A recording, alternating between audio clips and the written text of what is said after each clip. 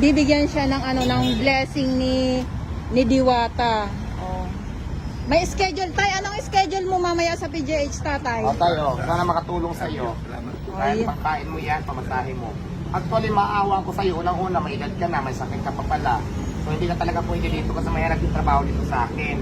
Ang kailangan ko dito, medyo bata, pasok ko malakas. Kasi yung kaya naman kuha ng zero, kung ano, mas mahirap dito. Oo. Mabigyan ko lang kita ng pamasahe.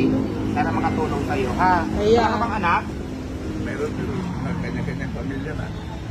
Ano lang, siguro tayo, kung wag ka na maghanap ng trabaho, ang nakita kong pwede mong pagkakitaan, magtinda-tinda ka na lang sa kalsada, mga sigarilyo, soft drinks.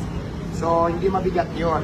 So, munghin ka na lang sa mga anak mo siguro ng puhunan para kasi si Diwata, hindi pa naman tayo mayaman. Para tulungan ko lahat kasi ang dami nang humingi ng tulong sa akin sa totoong buhay lang. Oo. Nagsisimula Ako, pa lang. Tumulong, walang masamang tumulong. Kaya lang syempre, hindi naman lahat ng tao talaga kaya kong tulungan. Kasi sobrang dami po nang lumalapit sa akin. So may mga ano naman tayo, government na pwede nating lapitan at hiyan ng tulong regarding that. So good luck at mag-ingat. Ayan, so binigyan siya ni Diwata. Kasi kanina pa to dito si tatay na ano siya, naiyak siya. Yun nga, narinig niyo naman po si Diwata. O tay, anong happy na ba? Kahit pa paano hindi ka natanggap sa trabaho kay Diwata? Binigyan ka ng blessing? Naintindihan ko rin yun. Oo. Salamat. Salamat, ayan. Grabe, oh. Si tatay nag-a-apply ng trabaho dito kay Diwata. Kaya nga lang, sa ganito, tay, ilang taon ka na, tatay? 71. Sabi nga ni Diwata kanina ay hindi madali yung trabaho sa kanya. Pwede naman ako kahit sa kitchen ako, kahit sa driver. Driver naman ako dati. Ay, driver? Kaya lang,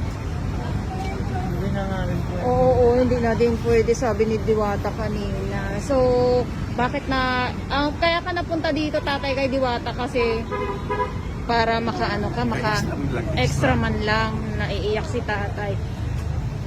Kamusta naman yung buhay mo, tay? At taga saan ka po, kung okay lang po ba? actually taga Bohol ako.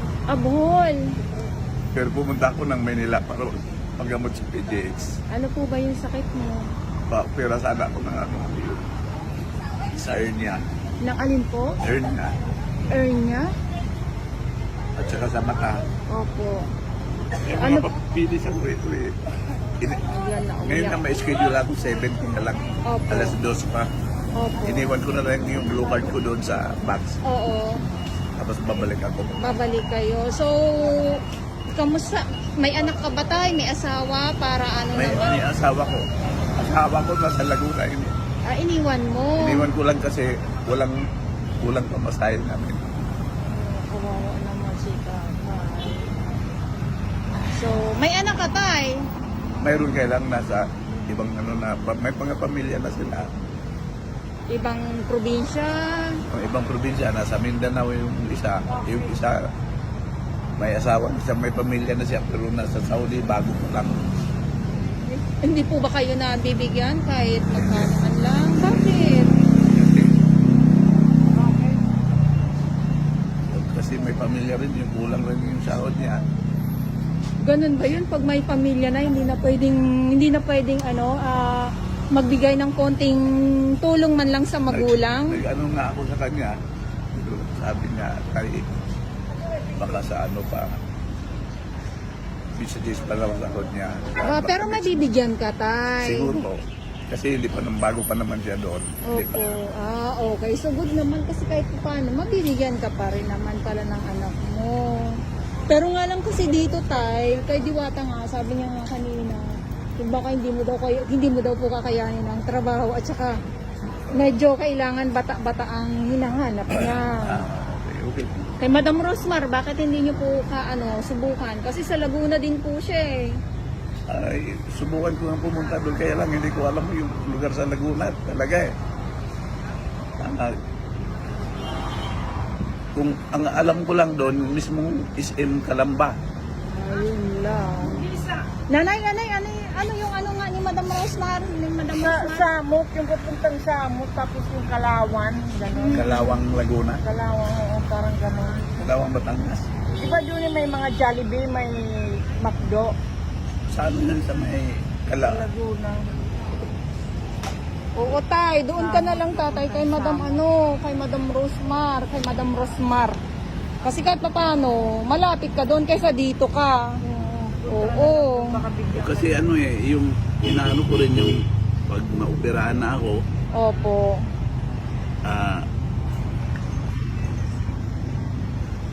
pwede lang siguro doon. Pwede na siguro. Bigyan ka niya ng referral niya. Opo. O tay, pang ano lang pang pamasahe lang kahit pa paano. Salamat. Thank you po. Ayun lang, no. Ayan ang ano natin sa mga ganitong may mga edad na mahirap sa totoo lang yung Iiyakan tayo, tay. Prayer lang tayo. Tatay, nanay, ano na nanay? Ito si Nanay Maria. Ang inaabangan nito ay si nanay. Sino? Banat. Si Ivana. Ang inaabangan ni nanay. Ang tagal. Kahirap tayo, no? Ang asawa mo hindi na nagtatrabaho rin. Oh. Ilang taon na po ang asawa nyo, tay? 63. 63. Halos kasi edad ko. Ako 70. Ayun. 72 ako Hindi rin. mo alam yun na samot, yung ganyan, sa Kalawan. Doon sa may Macdo, may Jollibee. Meron yun doon Kasi sa... mo papuntang kay Rosmar. Ayan, doon ka, tatay. Tanong ka doon, tatay, ha? Malay mo, di ba? Diba? Sa may sasakay ko muna ng jeep papuntang papuntang